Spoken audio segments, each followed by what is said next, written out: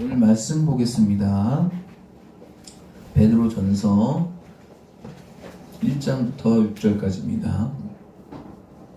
한 절이죠. 너무 짧으니까.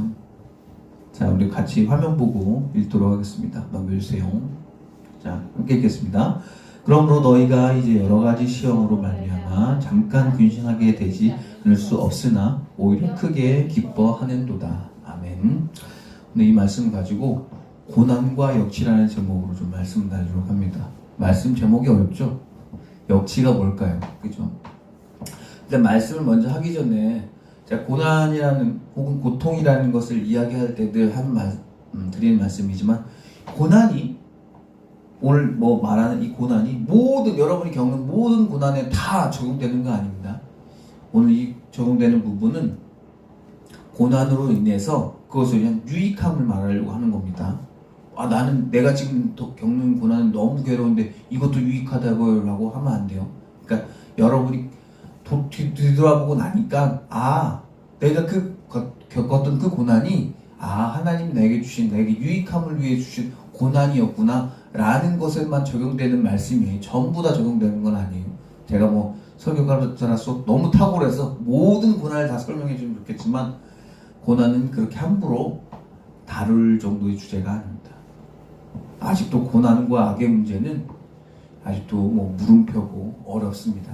그런데 그 중에 일부 중에 내가 이 고난을 겪었는데 내가 그 고난을 겪고 나서 오히려 내가 성숙해지고 그 고난이 내게 유익했구나 라는 그런 고난에 대해서만 여러분들이 이해를 하시면 될 거고요. 그래서 여러분 삶에서 찾아올 그런 고난들이 있으면 이것을 유익하게 내가 해결해 봐야지 라는 마음으로 좀 이 말씀을 들으셨으면 좋겠습니다. 끝나고 나서 제 멱살을 잡고 네가 그거 겪어봤어? 라고 하지 마시고요. 그런 분들 꼭 있더라고요. 이 말씀 나누기 전에 세상은 우리에게 두 가지 방법으로 우리를 힘들게 합니다. 첫 번째는 회유합니다. 우리에게 우리랑 같이 편먹어야지 하면서 회유합니다. 때로는 우리를 협박합니다. 너 이렇게 계속 살면 너 경제적으로 어렵게 한다. 건강이 좀 어렵게 한다. 이렇게 합니다. 세상은 그래서 그런 회유와 협박을 통해서 뭘 하냐면 계급을 나눕니다. 계급이 나눠져 있어요. 가난한 사람, 병든 사람, 좀 무지한 사람, 야만인 이런 식으로 다 나눠져 있어요. 근데 우리 기독교는 그렇게 하지 않습니다. 바울도 그랬죠. 야만인이나 헬라인이나 유대인이나 다 하나님 앞에서 다 하나다 라고 하죠. 그래서 기독교는 이렇게 합니다. 내 형제요, 내 자매요.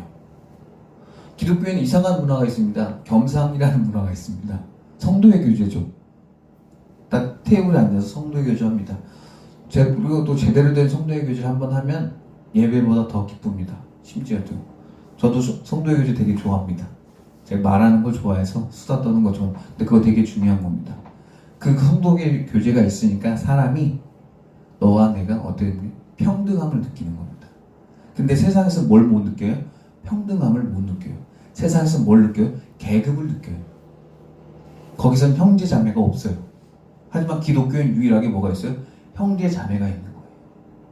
근데 애석하게도 제가 오늘 대표 기도를 했었지만 우리가 오늘 설날을 맞이했잖아요. 갔죠? 가족들 만났죠? 근데 어떤 가족은 화목하고 어떤 가족은 불행합니다. 만나면 만날수록. 왜요?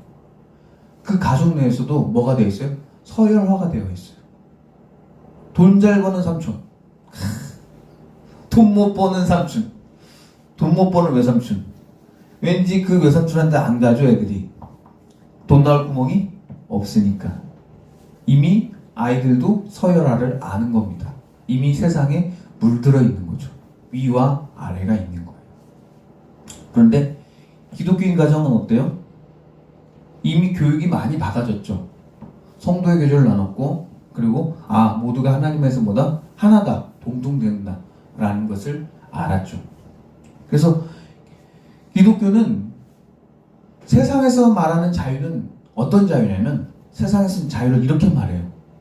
그런 계급화가 되어 있는 데서 큰 계급을 갖고 있는 사람이 큰 자유를 갖고 있어요. 마치 마블에서 말하는 큰 힘을 갖고 있으면 큰 책임이 따른다는 헛소리와 똑같죠.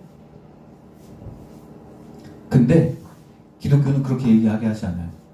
기독교는 이렇게 이야기합니다. 동등함, 너랑 나랑 같아. 예수님이 뭐 하셨죠? 최후의 만찬에 내가 너 발 닦아줄게. 그리고 같은 테이블에 같이 먹어요.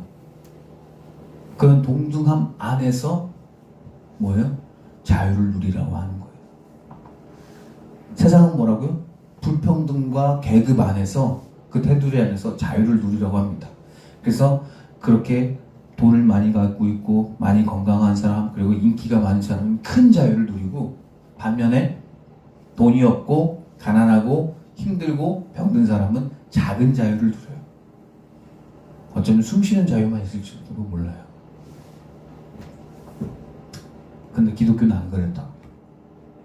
교회는 안 그래요. 그래도 한 테이블 안에서 먹어요. 예수님이 그랬거든요. 예수님이 너무 높이 계셔서 내려오신 거예요. 그래서 기독교의 자유는 뭐라고요? 동등함과 평등함, 그리고 겸상이라는 그 테두리 안에서 자유롭게 하는 거예요. 그래서 너 자유가 10이면 내 자유도 10인 거예요. 왜냐면 이미 하나님 그 테두리를 만들어 놨고 하기 때문에. 그래서 교회 안에 모이면 뭐라 그래요? 아, 형제님, 자매님 하는 거예요. 그게 되게 큰 거예요. 그래서 우린 그 자유를 느끼기 때문에 뭐 하는 거예요? 교회에 나가는 거예요. 교회가 막 부흥하는 교회들이 막 목사님 소교가 그렇게 대단하지가 않아요. 그래도 교회가 막 늘어나요. 그 왜 그런 걸 것 같아요? 그 교회는 성도의 교제가 제대로 된 거예요.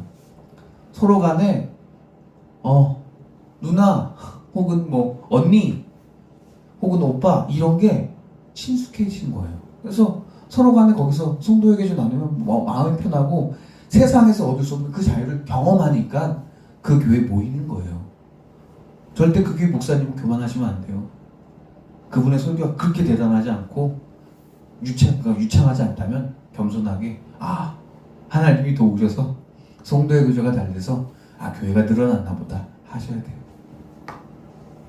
그래서 자유를 좀 얘기해 주고 싶었어요. 세상의 자유와 그리고 기독교의 자유가 뭐가 다른지 좀 다르긴 달라요. 그걸 얘기해 주고 싶었어요. 그럼 이제 오늘 말씀 들어가 볼게요. 역치가 뭘까요? 고난은 알죠. 근데 역치가 뭘까? 역치라는 말을 쉽게 하면 네이버에 있는 그 어학사전을 검색해봤더니 더 어려워요. 그래서 쉽게 말하면 여러분이 느낄 수 있는 기쁨, 쾌락, 혹은 뭐 고통, 그 각가지의 것들의 어떤 최소한의 자극의 세기예요. 제가 여기서 말하는 역치는 기쁨이나 쾌락을 느낄 수 있는 최소한의 자극.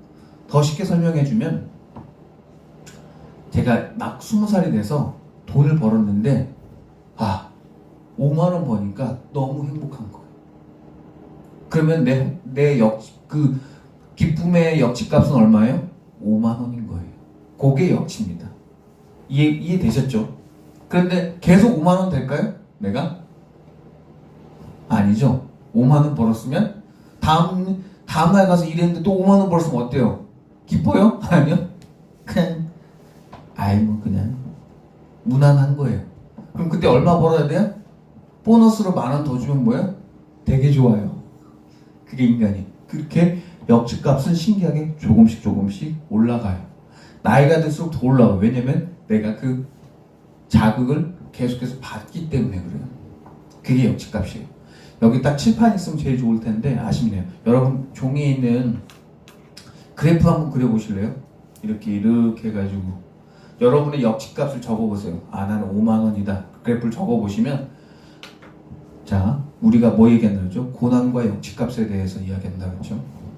우리가 고난을 겪습니다.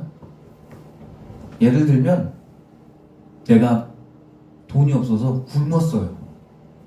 근데 그 전까지는 내가 밥 한 공기 먹어도 행복하지 않았어요. 근데 내가 고난을 당하니까, 내가 돈이 없다 보니까 밥을 못 먹었어요.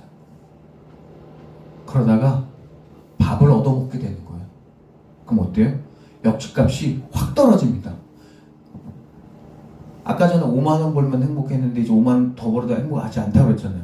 그런데 내가 역치값이 고난을 통해서 내가 일자리를 실직을 한 거예요. 역치값이 뚝 떨어집니다.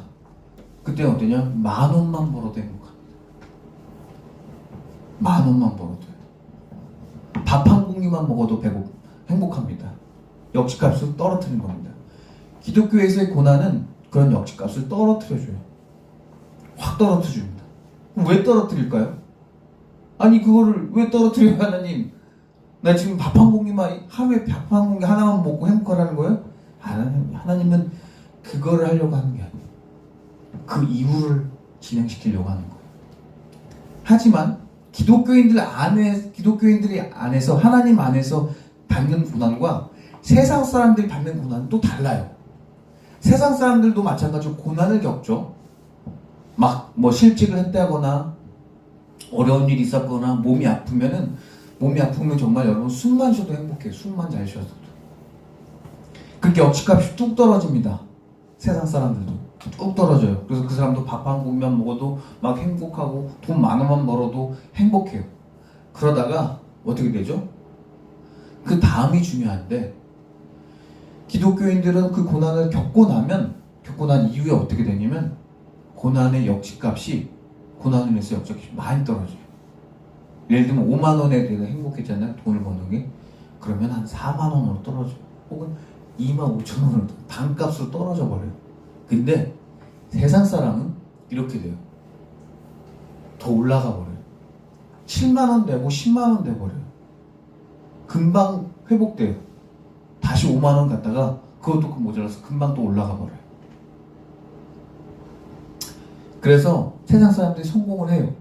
그래서 그것 때문에 성공을 하기도 해요. 왜냐면 역지값이 계속 올라가고 올라가면서 자기 자신은 뭐예요? 계속 공허한 상태이기 때문에 계속 더 열심히 일을 할 수밖에 없어요.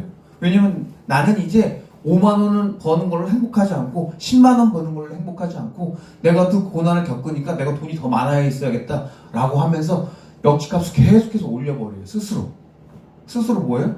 행복하지 않아요. 근데 반면에 그렇게 고난받는 그리스도인들은 뭐가 돼요? 내가 힘들어 보니까 3만 원만 벌어도 감사하더라. 줄어요. 점점 줄어요. 반면에 예수님을 믿지 않는 사람들은 점점 올라가요. 역지값이. 근데 반면에 또 떨어지는 세상 사람들도 있어요. 그런 사람들은 어떤 사람이냐면 겸손한 사람이 되는 거예요. 그리고 감사할 줄 아는 사람이 되는 거예요. 근데 그 고난을 통해서 그걸 못 깨달은 거예요. 겸손과 그리고 절제와 인내와 그런 걸 못 깨달은 사람들이 있어요. 그럼 계속해서 올라갑니다. 역지값은. 그래서 고난 이후에 역지값을 올라가는 케이스들을 시편에서 이렇게 말해요. 악인들은 바람에 나는 겨와 같다. 그 고난을 버틸 수 없다라고 해요. 그 고난을 버틸 수가 없어요. 왜? 그 사람들 계속 올라가니까.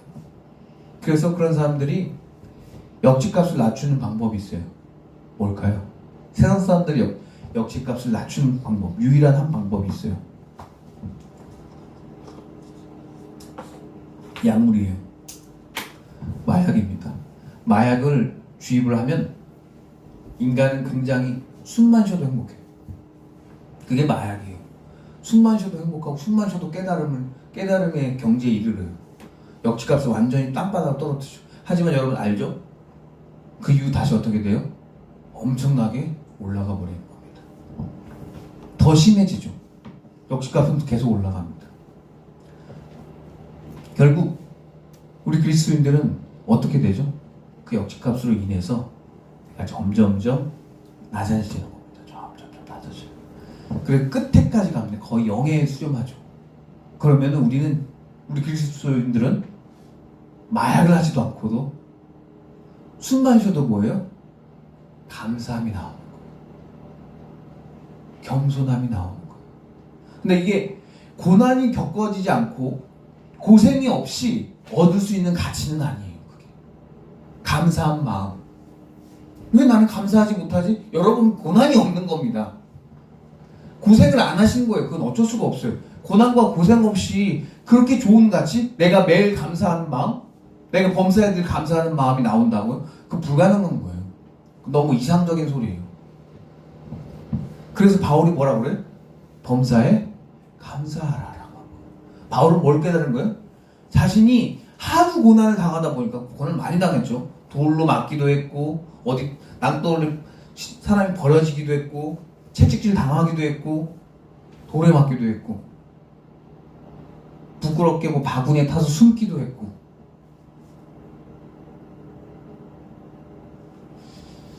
그런 고난을 당하니까 사람이 어떻게 되냐? 범사에 감사라고 되는 거. 왜? 자기도 범사에 감사하니까. 야, 내가 고난 당해보니까 그리고 뭐예요? 범사에 감사라. 그리고 매일 기도하라 라고 하는 거예요. 기도함으로 깨달은 거예요. 내가 하나님 안에 있으니까 이 고난이 이겨지는 거예요. 이거 안에서 내가 승리가 되는 거예요. 무너지고 망가지는 것이 아니라. 많은 그리스도인들이 이 범사에 감사라, 쉬지 말고 기도하를 많이 놓쳐서 그리스도인들 중에서도 역지값이 오히려 반대로 올라가는 케이스도 있습니다. 그리스도 안에서 역지값이 올라가는 사람들 케이스는 이런 현상이 나타나요. 자기 공로를 드러내요. 그리고 교회를 다녀도 뭐가 없어요? 만족함이 없어요. 나는 만족하려니 아니에요. 그거는 그 사람의 찬양이 아니에요. 그 사람은 평생 만족할 수 없어요. 왜냐면 너무 높아졌기 때문에. 그래서 그 높아진 역지값을 맞추기 위해서 뭐예요? 자기 공로, 자기 의에 빠지는 거. 내가 뭐 해야 돼? 그거 채워야 되니까. 와, 열심히 일합니다. 열심히 교회에서 뭐예요? 김장 담그고 전도하고 성경 읽고 다 하는데 뭐예요? 하나도 안 기뻐요. 그러다 한 번 기뻐요. 한 번 누가 알아줬어요. 그럼 우와, 그리고 다시 뭐예요? 다시 또 올라가 버리는 거예요. 역시값이 또 올라가요.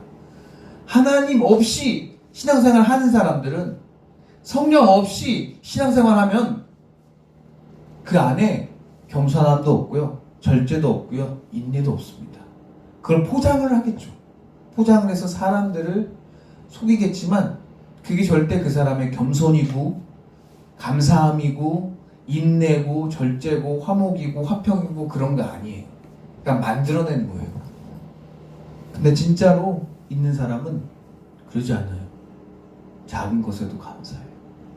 그리고 큰 거 이뤄내지 못했다고 해서 막 안절부절 못하고 그러지 않아요. 그냥 그 자리 묵묵히 잘 지키고 있어요. 그게 역지값이 점점 떨어져 가는 사람들의 좋은 신앙의 모습이죠. 늘 감사하죠. 왜냐면은 난 숨만 쉬어도 행복한데 하나님이 오늘 이 삶을 나에게 주신 것만으로 내가 감사한데 내가 뭐하러 하나님이 그 일 주시면 내가 감사하게 그 일을 감당해서 일하는 거고 안 주셔도 뭐 내가 지금 내 세상에서 내가 돈 버는 일도 있으니까 그걸로 열심히 살아가면 되는 거고 그렇게 삶을 깨닫는 거예요. 그래서 그렇게 깨달은 사람들이 세상을 뭐예요? 편안하게 하는 거예요. 편안하게. 근데 세상을 불안하게 하는 사람들은 어떻게 해요? 그 반대인 거예요. 교회를 다녀도 기쁨이 없고 만족함이 없고 감사함이 없으니까 자신의 그 역지값은 올라갈 대로 올라가서 이거 떨굴 방법이 없는 거예요. 근데 그때 하나님께 기도하셔야죠. 하나님, 제가 교회를 다녔는데 행복하지가 않아요. 교회를 다니는데 기쁘지가 않아요.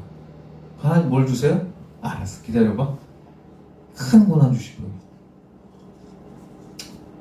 근데 제가 말씀드렸죠. 이 고난은 뭐다? 제가 여태까지 말했던 모든 고난은 뭐라고요? 그래요. 유익한 고난이에요.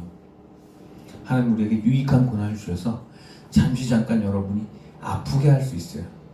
괴롭게 할 수 있어요. 때로는 스트레스 받을 수도 있어요. 근데 오늘 읽었던 베드로 전서 이거 안 찾아가지고 베드로 전서 1장 6절을 보시면 잠시 잠깐이라고 하죠. 왜 잠시 잠깐이에요? 그 유익이? 그러면 너희가 이제 여러가지 시험으로 말미암아 잠깐 근신하게 되지 않을 수 없으나 오히려 크게 기뻐한도다. 그래요. 잠시 잠깐이라는 거예요. 잠시 잠깐. 여러분에게 받는 그 고난은 유익한 고난이기 때문에 그래요. 그리고 전도서에도 보시면 이런 말이 나와요. 내가 해 아래에서 큰 폐단되는 일이 요 전도서는 요거 전도서 5장 13절인데 요거는 이제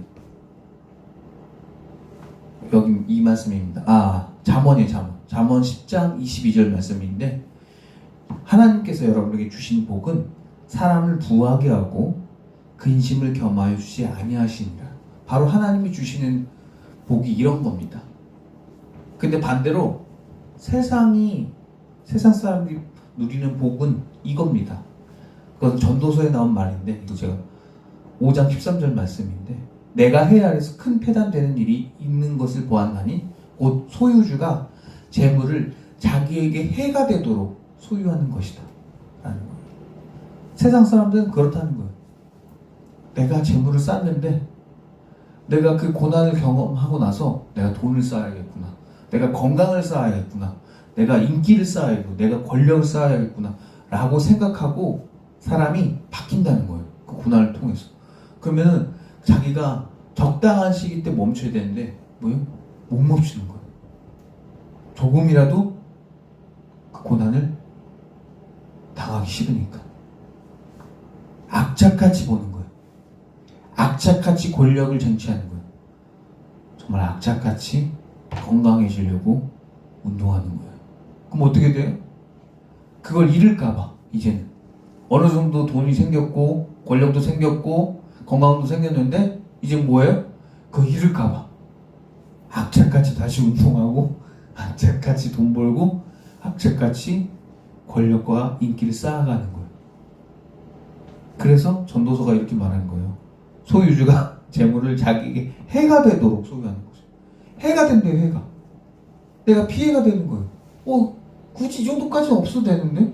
굳이 이렇게 많은 근육이 내 몸에 필요한 건 아닌데? 내가 보디빌더도 아닌데? 근데 그러고 있는 거예요. 세상은. 아이러니하죠. 건강하려고 운동했던 사람이 스스로 힘들어지는 거죠.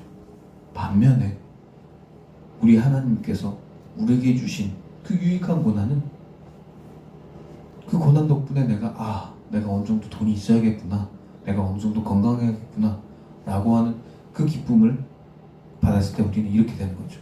하나님께서 주신 복은 사람을 부하게 하고 근심을 겸하여 주자. 좋다, 이 정도, 화목하다, 행복하다, 딱 요 정도라는 거죠. 여러분 삶에 고난이 없을 수가 없겠죠. 근데 그 고난이 유익해지려면 고난 당했을 땐 모르지만 고난 이후의 삶을 여러분이 끝까지 유지하셔서 맞다, 그렇구나 깨달음을 얻으셨으면 좋겠어요. 고난하는 시기 때 그냥 그 시간이 그냥 지나가 버리고 끝나면은 그것은 유익한 고난이 절대 될 수가 없어요. 근데 내가 그 고난을 통해서 내가 어떤 깨달음을 얻었고 어떤 내가 유익함을 얻었으면 그것을 유지하시기 바랍니다. 그래서 바울이 아저씨가 우리에게 말해줬던 거죠. 범사에 감사하고 쉬지 말고 기도해라 라고 했던 것처럼 그것을 놓지 않으셨으면 좋겠습니다. 분명히 하나님께서는 여러분들이 그걸 찾으신다면 하나님은 여러분들에게 꼭 주실 줄 믿습니다. 기도하고 말씀 마치도록 하겠습니다. 사랑하는 하나님, 살다 보면 힘든 일도 많고 괴로운 일도 많은데 그때마다 하나님 원망하고 멈춰있는 것이 아니라 고난 이후에 겸손을 주시고 고난 이후에 절제와 자제할 줄 아는 마음을 주시옵소서. 그래서 우리들에게 받는 고난이 유익한 고난이 되게 하여 주시옵소서. 그래서 악인이 아니라 정말 의인처럼 7번 넘어져도 정말 8번 일어날 수 있는 그런 훌륭한 우리 중학교 성도 모두가 되게 좀 이끌어 주시옵소서. 이 모든 말씀 언제나 우리를 사랑하신 나사렛 주 예수 그리스도 이름으로 기도드렸습니다. 아멘.